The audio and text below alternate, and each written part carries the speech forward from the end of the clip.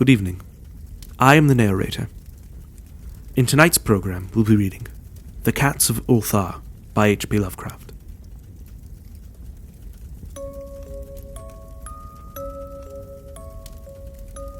It is said that in Ulthar, which lies beyond the river Sky, no man may kill a cat, and this I can verily believe as I gaze upon him who sitteth purring before the fire. For the cat is cryptic and close to strange things which men cannot see. He is the soul of antique Egyptus and bearer of tales from forgotten cities in Meroe and Ophir. He is the kin of the jungle's lords, and heir to the secrets of hoary and sinister Africa. The Sphinx is his cousin, and he speaks her language, but he is more ancient than the Sphinx, and remembers that which she hath forgotten. In Ulthar, before ever the Burgesses forbade the killing of cats, there dwelt an old cotter and his wife, who delighted to trap and slay the cats of their neighbours. Why they did this I know not, save that many hate the voice of the cat in the night, and take ill that cats should run stealthily about yards and gardens at twilight.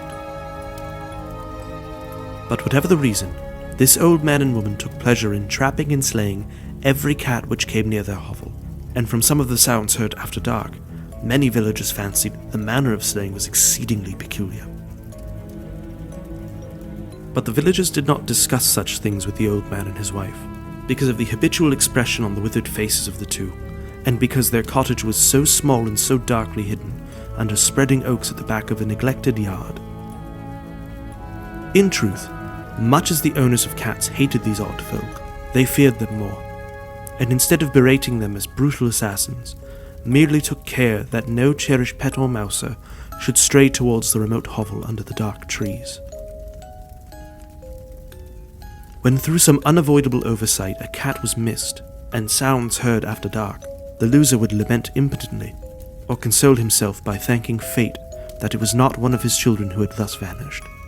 For the people of Ulthar were simple, and knew not whence it is all cats first came.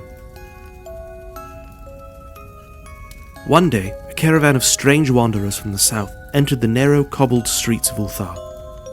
Dark wanderers they were, and unlike the other roving folk who passed through the village twice every year. In the marketplace, they told fortunes for silver and bought gay beads from the merchants. What was the land of these wanderers, none could tell, but it was seen that they were given to strange prayers, and that they had painted on the sides of their wagons strange figures with human bodies and the heads of cats, hawks, rams, and lions. And the leader of the caravan wore a headdress with 2 horns and a curious disc betwixt the horns. There was in this singular caravan a little boy with no father or mother, but only a tiny black kitten to cherish. The plague had not been kind to him, yet had left him this small furry thing to mitigate his sorrow, and when one is very young, one can find great relief in the lively antics of a black kitten. So the boy, who the dark people called Menes, smiled more often than he wept, as he sate playing with his graceful kitten on the steps of an oddly painted wagon. On the 3rd morning of the wanderer's stay in Ulthar, Menes could not find his kitten, and as he sobbed aloud in the marketplace, certain villagers told him of the old man and his wife, and of the sounds heard in the night. And when he heard these things, his sobbing gave place to meditation, and finally to prayer. He stretched his arms towards the sun, and prayed in a tongue no villager could understand. Though indeed the villagers did not try very hard to understand, since their attention was mostly taken up by the sky and the odd shapes the clouds were assuming. It was very peculiar, but as the little boy uttered his petition, there seemed to form overhead the shadowy nebulous figures of exotic things, of hybrid creatures crowned with horn-flanked discs. Nature is full of such illusions to impress the imaginative. That night the wanderers left Ulthar, and were never seen again, and householders were troubled when they noticed that in all the village there was not a cat to be found.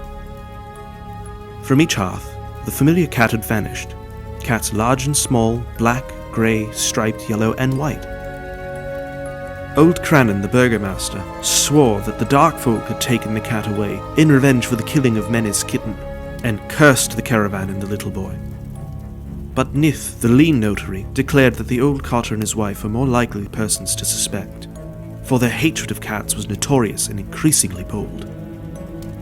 Still, no one durst complain to the sinister couple, even when Little at All, the innkeeper's son, vowed that he had at twilight seen all the cats of Ulthar in that accursed yard under the trees, pacing very slowly and solemnly in a circle around the cottage, two abreast, as if in performance of some unheard-of rite of beasts.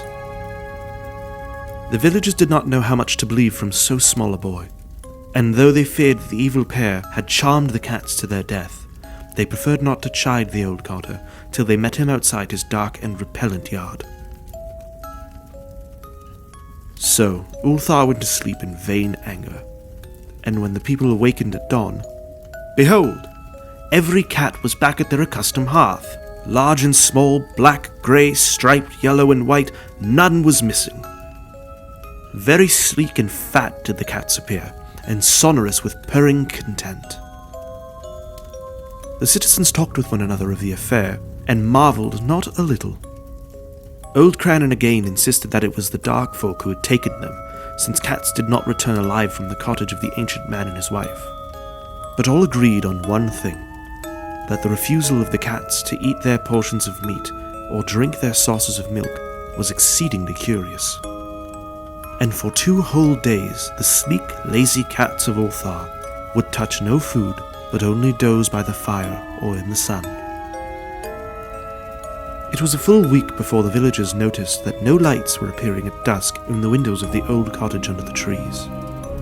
Then the lean Nith remarked that no one had seen the old man or his wife since the night the cats were away. In another week, the burgomaster decided to overcome his fears and call at the strangely silent dwelling as a matter of duty, though in doing so, he was careful to take with him Shang the blacksmith and Thul the cutter of stone as witnesses. And when they had broken down the frail door, they found only this: 2 cleanly picked human skeletons on the earthen floor and a number of singular beetles crawling in the shadowy corners. There was subsequently much talk among the burgesses of Ulthar. Zath, the coroner, disputed at length with Nith, the lean notary, and Crannan and Shang and Thul were overwhelmed with questions. Even Little at All, the innkeeper's son, was closely questioned and given a sweetmeat as reward. They talked of the old carter and his wife, of the caravan of dark wanderers, of small Menez and his black kitten, of the prayer of Menez and of the sky during the prayer, of the doings of the cats on the night the caravan left, and of what was later found in the cottage under the dark trees in the repellent yard. And, in the end, the burgesses passed that remarkable law, which is told of by traders in Hetheg and discussed by travellers in near. Namely, that in Ulthar, no man may kill a cat. Thank you very much for listening. I hope you enjoyed The Cats of Ulthar by H.P. Lovecraft. And until next time, farewell.